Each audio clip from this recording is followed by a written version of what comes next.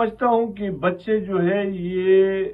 جو کم از کم 18 سال تک یہ ذہنی طور پر کمزور ہوتے ہیں، اور کوئی بھی کسی بھی قسم کے مواد اگر ہمارے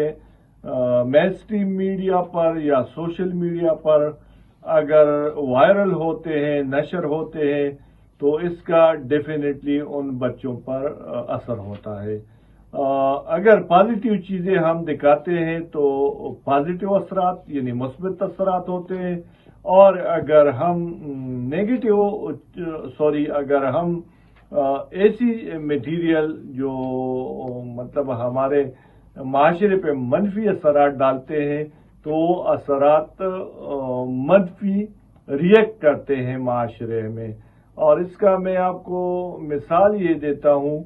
کہ اگر کہیں پہ ڈرگز یوز ہوتا ہے، کہیں پہ اسلحہ یوز ہوتا ہے،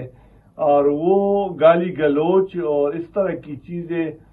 سوشل میڈیا پہ یا مین اسٹریم میڈیا پہ شیئر ہو رہے ہیں،